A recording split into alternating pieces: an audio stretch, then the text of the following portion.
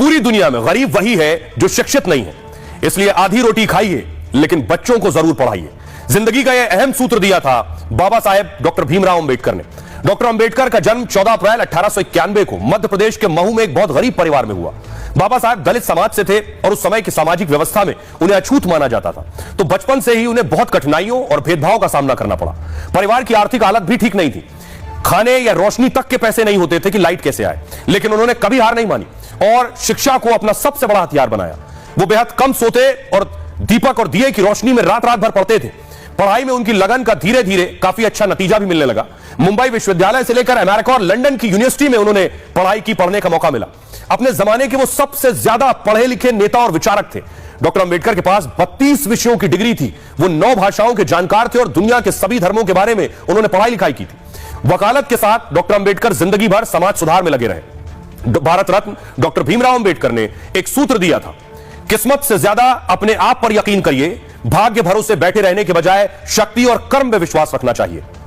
बहरहाल बात कर रहे हैं बड़ी खबर के साथ, जो कि मेरठ से है। मेरठ के एक युवक यानी कि अली मुर्तजा ने सनसनीखेज दावा किया है। सऊदी में आतंकवादी बनाने की कोशिश की गई। अली मुर्तजा ने खुलासा किया, सहारनपुर के हाजी शहजाद पर ब्रेन वॉश करने का आरोप लगा है और सऊदी भेजने वाली ट्रैवल एजेंट को पुलिस ने छोड़ दिया है। ये जानकारी मिल रही है। गिरफ्तारी के बाद पूछताछ के बाद अली मुर्तजा ने जिहादियों से जान का खतरा बताया है। केंद्र और राज्य सरकार से सुरक्षा की वो गुहार लगाते हुए भी नजर आए हैं। अली जी, मैं चाहूंगा एक बार आप बताएं कि सऊदी में आप उम्रा किसके थ्रू गए थे, वहां पर क्या कुछ हुआ, किसने आपका ब्रेन वॉश करने की कोशिश की, पूरी कहानी क्या थी? मैं उम्रे के लिए 26 तारीख के लिए अपने गांव में घर से गया था और मेरा ही एक गांव का मेरा एक मित्र है, उसके थ्रू मैं गया था। उसको मुझे 24 तारीख को भेजना था, वो किसी कारणवश वो भेज नहीं पाया, तो 26 तारीख को मैं यहाँ से गया था।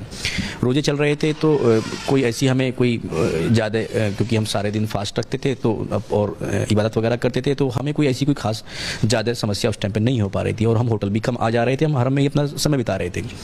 जब बीच बीच में मैं आता था तो मैं बताता था कि मैंने अपने एजेंट से बात करता था कि भाई यहाँ बहुत गंदगी है, इसकी थोड़ी व्यवस्था कराओ। तो उसने क्या कि भाई एक व्यक्ति है जो सहारनपुर का है, उसका नाम हाजी शहजाद है, मैं उसको तुम्हें नंबर देता हूँ, वो आपसे आएगा, मिलेगा और आपकी सारी व्यवस्थाएं ठीक करा देगा। तो वो आया तो उसने मुझे 2 दिन बड़ा अच्छा से ट्रीट किया, बड़ा अच्छा फील कराया और उसने फिर मुझे धीरे धीरे मुझसे बात करनी शुरू करी कि भाई आप जो जब हम रात को होटल वगैरह आ जाते थे कि भाई इंडिया में देखे कैसे देश को प्रताड़ित किया जा रहा है मुसलमानों को, वो नए नए टॉपिक लाता था मेरा माइंड चेंज करने के लिए। मैं उससे कहता था कि मैं इस मुद्दे के लिए यहाँ नहीं आया हूँ, देश है, लोकतंत्र है, वहाँ ये सब मुद्दे चलते रहते हैं, मैं तो यही इबादत करने के लिए आया हूँ। मुझसे कहता था नहीं कि आप जैसे लोग अगर आगे नहीं आएंगे तो कौन आएगा। तो उस संबंधी में मुझे वो प्रलोभन देता था, सारी चीज़ें करता था। एक दिन उसने मुझे कहा कि अभी आप जो है मैं आपको जियारत करा के लाता हूँ। जियारत मीन्स